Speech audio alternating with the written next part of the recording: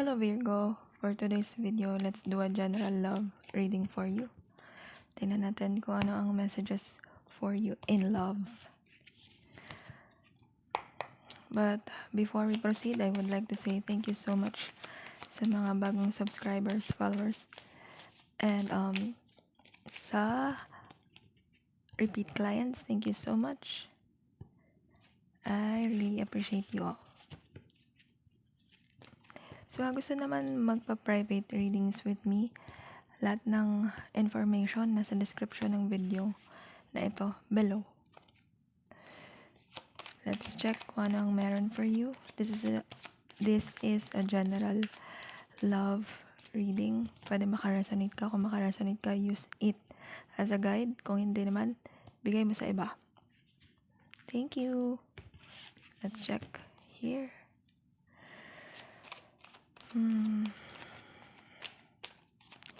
I heard the word in shambles. Pwedeng, for some of you, ang buhay pag-ibig medyo hindi maayos ang estado.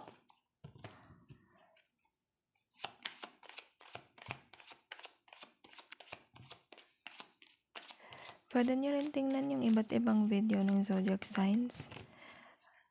Baka may messages for you there. And again, this is for your Sun, Moon, Venus, Rising, Saturn placements. At kung ikaw ay may heavy Virgo sa chart, pwedeng there's a message for you here.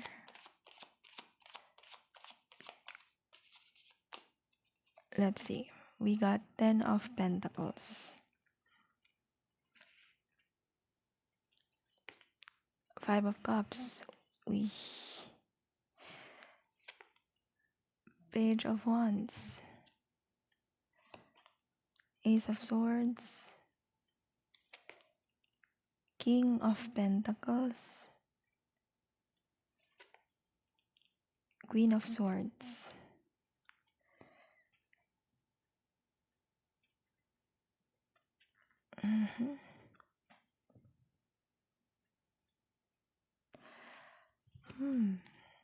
Ang nakikita ko ngayon sa energy ng iyong love life, although nagpo-focus ka sa career and sa family mo, for some of you, there's a regret here. Pwedeng nagsisi ka sa kinahinatnan or naging outcome ng relationship mo with your person right now. For some of you, you're dealing with air signs, fellow earth signs, air signs, Gemini, Libra, Aquarius, Earth, Taurus, Virgo, Capricorn. What else?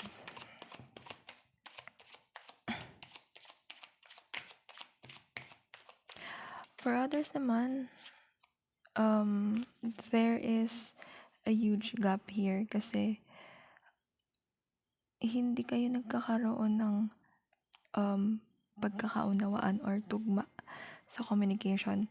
Lalo na if you are in a relationship, you're dealing with someone na younger sa'yo, could be not as mature as you're expecting them to be. And for some of you, meron, lalo na pag in a relationship din, there's a message here. Both families are not agreeing with what is happening sa relationship nyo. There's a conflict in family here. Another one is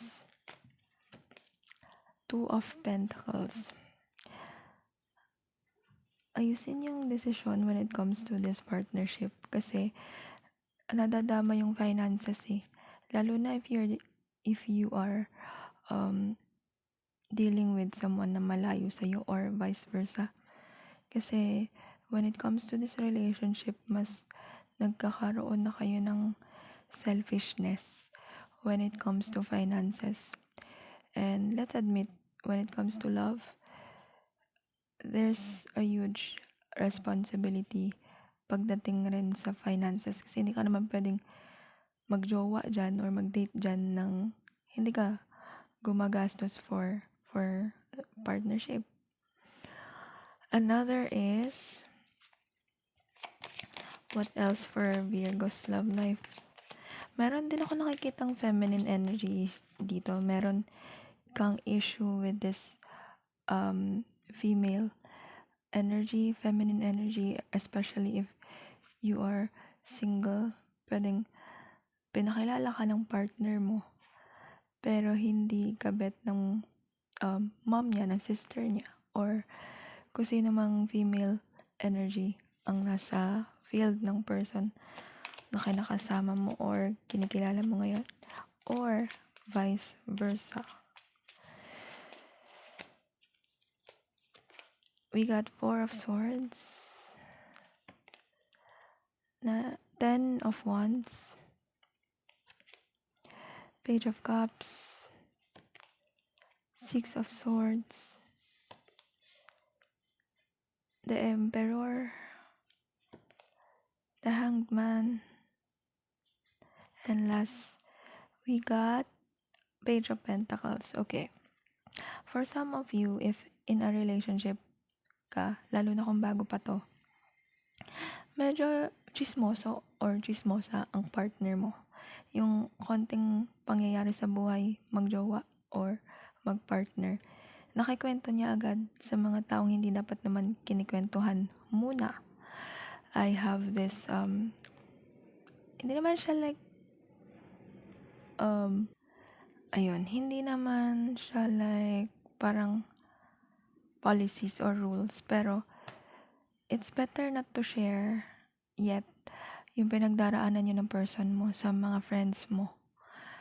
Kasi instead na ma-resolve siya, ang dami kasi opinion ng friends, friends mo yan, malamang kakampi sa'yo yan, and vice versa. Kung kaya niyang isolve ng kayo muna. Ayun. Kasi magagalit na sa'yo yung mga friends niya, and vice versa. Learn to analyze each other's feelings first before listening to others, na kasi ganito, mas kilala mo yung person mo kaysa sa kanila, and you have to practice na ayusin yung problema nyo as a couple first rather than asking for rescue. And for some of you here, nagkaroon kayo ng separation ng person mo because of this katigasan ng pride and ego.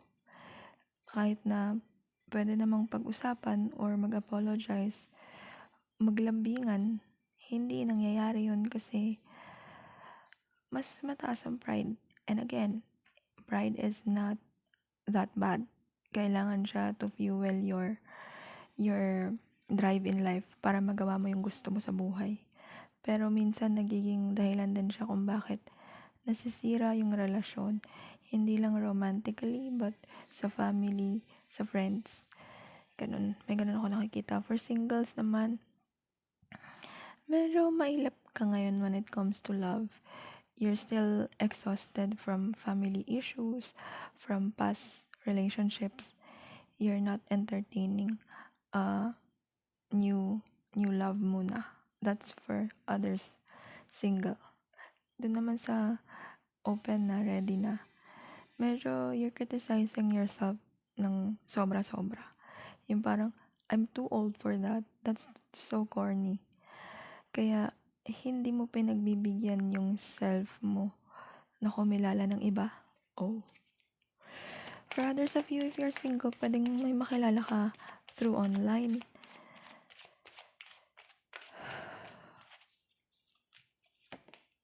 We got Knight of Pentacles, 9 of Wands, 6 of Wands, the Magician, 10 of Pentacles, Queen of Pentacles. Then for your last card, 10 of Swords. Okay. For those who are single, meron ako nakikita dito that you'll receive an admiration towards a person na familiar na sa'yo. Pero, ikaw kasi yung tipo ng taong nabubuhay ka lately sa takot, especially if you're single. So, pwedeng pagdudahan mo yung mga sinasabi niya or sasabihin niya or gagawin niya for you, including yung admirations niya. For some naman, yung in a relationship, sobrang laking factor dito yung communication. Ang daming naiipon na dapat pag-usapan pero hindi nang nababawasan kasi mas piniling tumahimik na lang. It's important to really face challenges when it comes to relationship, especially if magjowa pa lang kayo kasi what more if nasa isang bahay na? How do you guys understand each other if you don't know how to communicate? Alam ko, madaling sabihin, mahirap gawin. But we have to practice that. We are not mind readers. So we have to really express what we want as a partner, sa partner. Pero iba na rin usapan kung paulit-ulit ka na. Or kung paulit-ulit nyo nang ginagawa yon. And this is your reading, Virgo. If it helps, don't forget to leave your energies. And see you. Bye.